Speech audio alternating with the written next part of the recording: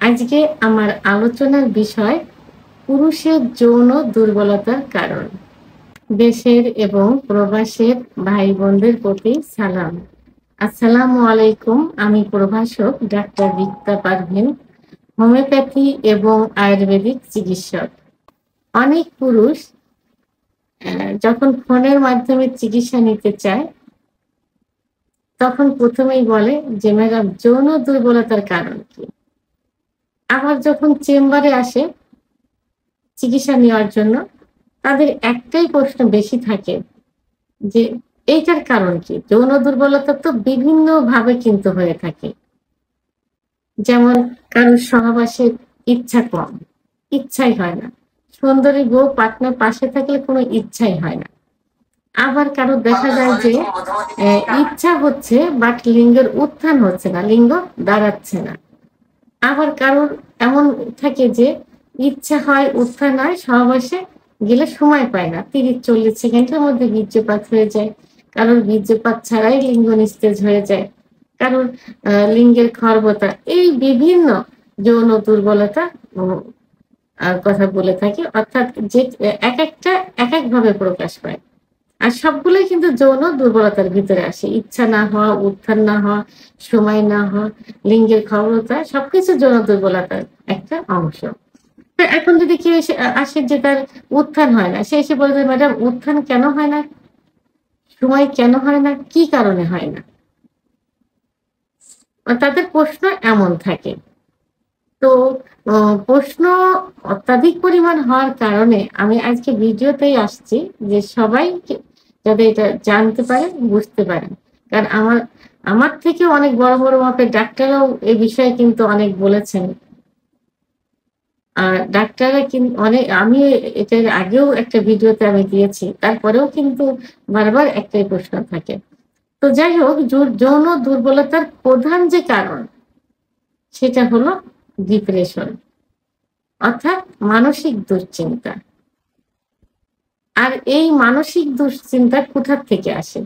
হয় স্বামী স্ত্রীর মধ্যে সম্পর্কের অবনতি, অথবা চাকরি, ব্যবসা বাণিজ্য, ফ্যামিলি, সামাজিক পরিবার, বিভিন্ন জায়গার বিভিন্ন সমস্যার কারণে সে ডিপ্রেশনে ভুগতে থাকে একটা পুরুষ।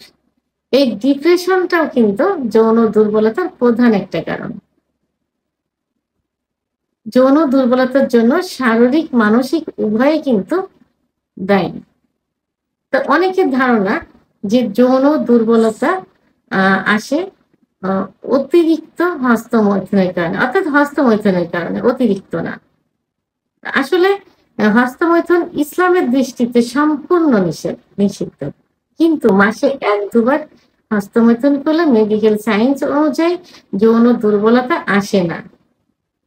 কিন্তু যখন অত্যাধিক পরিমাণ হয়ে যায় তখন যৌন দুর্বলতার জন্য কিছুটা সে দায়ী হয়।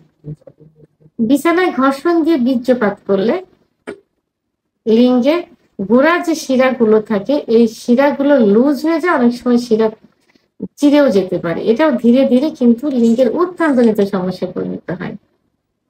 আরেকটা সমকামিতা, অতিরিক্ত স্বপ্নদোষ। অতিরিক্ত স্বপ্নদোষ মানে একবার স্বপ্নদোষ হলে যে পরিমাণ বীর্য যায়, 3-4 বার সহবাস করলে সেই পরিমাণ বীর্য যায়। সে তো হস্তমৈথুন যদি স্বপ্নদোষ যদি অতিরিক্ত হয়ে থাকে তাহলে কিন্তু যৌন দুর্বলতার জন্য, লিঙ্গের খর্বতার জন্য অনেকাংশে দায়ী। আবার অতিরিক্ত যৌন মিলন। তো এই সবকিছু মিলে যৌন অক্ষমতা আসে। কিন্তু যৌন অক্ষমতার মেন যেটা দায়ী সেটা হলো পুরুষের হরমোন। পুরুষের যে হরমোন আছে যার উপর নির্ভর করে সেক্স লাইফটা চলে। যেমন একটা গাড়ির মেন হলো ইঞ্জিন, ইঞ্জিন ছাড়া কিন্তু গাড়ি চলতে পারে না। সেহেতু টেস্টোস্টেরন হরমোন ছাড়া পুরুষের সেক্সুয়াল লাইফটা কিন্তু চলতে পারে না।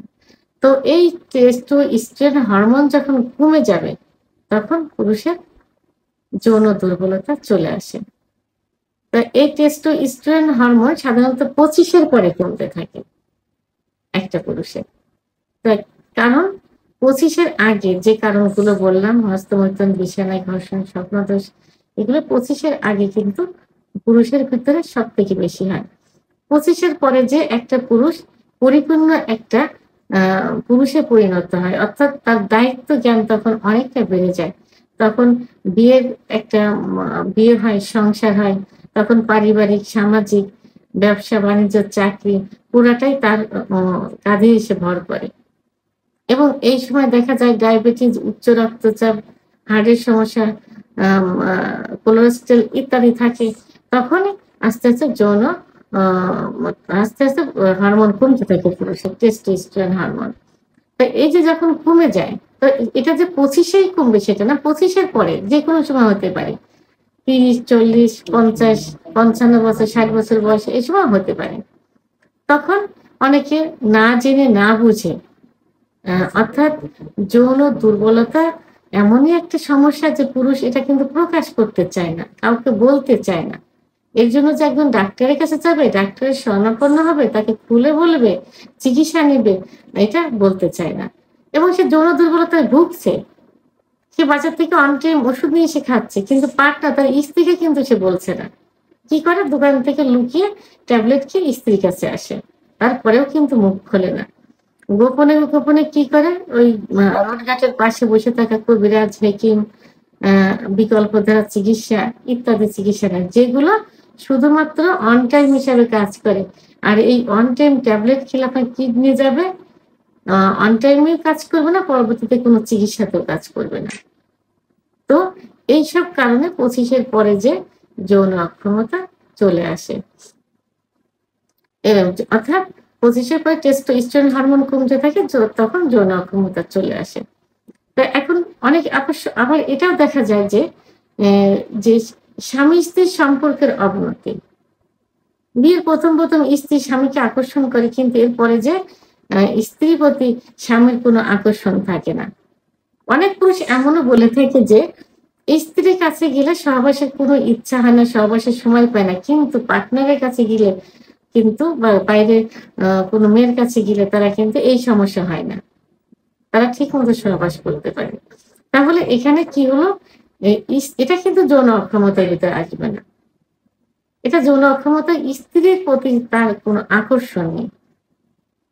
অর্থাৎ স্ত্রী কে সে পছন্দ করে না, অথবা স্ত্রী তাকে আকৃষ্ট করতে পারে না। যদি স্বামী-স্ত্রীর ভিতর সম্পর্ক ভালো থাকে, তাহলে কোনো যৌন দুর্বলতাই কিন্তু স্বামীকে দুর্বল করতে পারে না। কারণ শেয়ার করবে দুজন।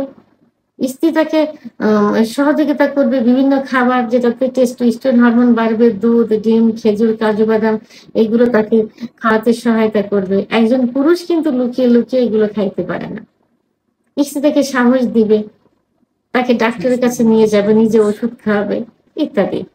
তো এই যে স্ত্রীকে পছন্দ না হওয়া এবং স্ত্রীর সঙ্গে সম্পর্ক ভালো না থাকা, এটাও কিন্তু যৌন দুর্বলতার কারণ। আবার ২৫ এর আবার ৪৫ এর পরে গিয়ে পুরুষের প্রোস্টেট গ্ল্যান্ডের সমস্যা হয়।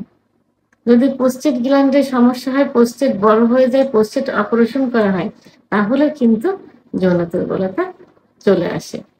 আবার উম রাত্রি জাগরণ, বিশ্রাম না নেওয়া, পরিমিত পরিমাণ পানি না খাওয়া, ভিটামিন ডির অভাব ইত্যাদির কারণে যৌন দুর্বলতা আসে। আবার অনেকের ধারণা যে ডায়াবেটিস হলেই যৌন দুর্বলতা চলে আসে। এটা কিন্তু একদম ভুল। ডায়াবেটিস হলেই যে যৌন দুর্বলতা আসবে এমন কোনো কথা নেই। ডায়াবেটিস যদি কন্ট্রোল থাকে, ডায়াবেটিসটা নিয়ন্ত্রিত জীবন, যেটা আমাদের মহানবী সাল্লাল্লাহু আলাইহি সাল্লাম জীবন আদর্শে ছিল। তার যে আ আ আ জীবনের আদর্শ, সেটা অনুসরণ করলেই কিন্তু ডায়াবেটিসের হাত থেকে মুক্তি পাওয়া যায়। সেহেতু ডায়াবেটিস কোনো উম রোগ না, যদি সেটাকে নিয়ন্ত্রিত অবস্থায় রাখা যায়। যদি ডায়াবেটিস দেখা যায় যে ৬ মাস মতো কন্ট্রোল নেই, সেখানেও কিন্তু যৌন দুর্বলতা আসবে না। অনেক সময় দেখা যায় যে আ ৭০-৭৫ বয়সের বৃদ্ধ এসে বলছে যে তার যৌন দুর্বলতা নেই, কোনো সমস্যা নেই। আবার অনেক সময় দেখা যায় যে উম একজন ডায়াবেটিসের রোগীও কিন্তু এসে বলে যে তার কোনো সমস্যা নেই। কারণ তার ডায়াবেটিস নিয়ন্ত্রিত আছে। সেহেতু ডায়াবেটিস নিয়ন্ত্রিত থাকলে, আর যার ডায়াবেটিস নেই, সব একই রকম জীবনযাপন করতে পারে। তো এখন যৌন দুর্বলতার প্রধান যে কারণগুলো, এই কারণগুলো মধ্যে প্রধান হলো ডিপ্রেশন। এই ডিপ্রেশনের ভিতরে যাওয়া যাবে না। ডিপ্রেশন থেকে বেরিয়ে আসেন, তাহলে দেখবেন সুস্থ থাকবেন, যৌন জীবন সুখে থাকবে। আর স্বামী স্ত্রীর সম্পর্ক অবশ্যই উন্নয়ন করতে হবে।